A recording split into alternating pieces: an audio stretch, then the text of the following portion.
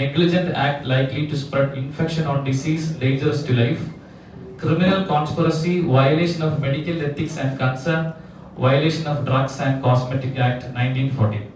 ഇത്രയും വയലേഷൻസ് ആണ് ഈ ഷോയ്ക്കെതിരെ ഉള്ളതെന്ന് മനസ്സിലാക്കിയിട്ടാണ് ഞങ്ങൾ പരാതി കൊടുത്തതും അത് അക്സെപ്റ്റ് ചെയ്തത് അന്വേഷണം പ്രഖ്യാപിച്ചതും. ഇത് നിങ്ങൾ അറിയിക്കാനാണ് വിളിച്ചത്. ഇതിന് ഉണ്ടായ സാഹചര്യം ഞാൻ പറയാം. ഇത് എന്ത് കാരണം കൊണ്ടാണ് ഇത്തരത്തിലേക്ക് എത്തിയതും ഈ പരാതി കൊടുക്കാൻ എൻ്റെ ലൈഫിൽ എന്ത് സാഹചര്യം ഉണ്ടായതെന്ന് പറയാം. അത് നിങ്ങൾക്കറിയാം, ഇതൊരു എന്താ പറയാ, ഈ ബിഗ് ബോസ് എന്ന് പറഞ്ഞ ഷോ എന്താണെന്ന് നിങ്ങൾക്ക് എക്സ്പ്ലെയിൻ ചെയ്യുന്നില്ല. ഷോയെ കുറിച്ച് ഒരു എന്റർടൈൻമെന്റ് ഷോയാണ്. അപ്പൊ ആ ഷോയിനകത്ത് കുറച്ച് തെറ്റായ കാര്യങ്ങൾ അല്ലെങ്കിൽ ഇല്ലീഗാലിറ്റീസ്, ഷോയുടെ ഇൻജസ്റ്റിസ് പരമായിട്ടുള്ള കാര്യങ്ങൾ ആ ഷോയിൽ നടക്കുന്നു എന്ന് എനിക്ക് മനസ്സിലായി. ഇത് ഞാൻ കൃത്യമായി ചോദ്യം ചെയ്തു. ഒരു വീക്കെൻഡ് എപ്പിസോഡിൽ ഞാനിത് കൃത്യമായി ചോദ്യം ചെയ്തു.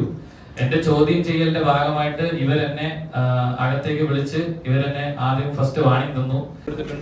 ചെന്നൈ DGPയുടെ ആ ഒരു നിർദ്ദേശപ്രകാരം അവിടെ പോലീസ് കമ്മീഷണറിന്റെ അവിടുത്തെ ലോക്കൽ പോലീസ് സ്റ്റേഷൻ, നസത്ത് പോലീസ് സ്റ്റേഷൻ ഇന്നലെ വിളിച്ചു.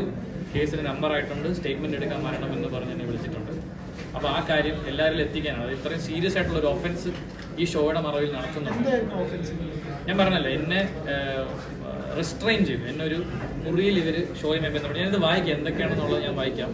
ഇവർ വയലേറ്റ് ചെയ്തിരിക്കുന്നത് criminal conspiracy, human rights violation, wrongful confinement, wrongful restraint, criminal intimidation, cheating and dishonesty, negligent act likely to spread infection on disease dangerous to health, criminal conspiracy, violation of medical ethics and consent, violation of drugs and cosmetic act. അതായത് ഞാൻ ഉന്നയിക്കുന്ന പ്രശ്നം, എൻ്റെ അനുവാദമില്ലാതെ എന്നെ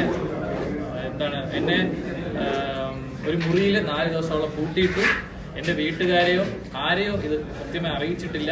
അതിൻ്റെ മുകളിൽ എനിക്ക് സ്കീസോഫ്രീനിയ എന്ന മാരകമായ അസുഖത്തിന് കൊടുക്കുന്ന ഒരു ഡ്രഗ് എന്നെ നിർബന്ധിച്ച് ഇവർ എനിക്ക് തന്നുകൊണ്ടേയിരുന്നു.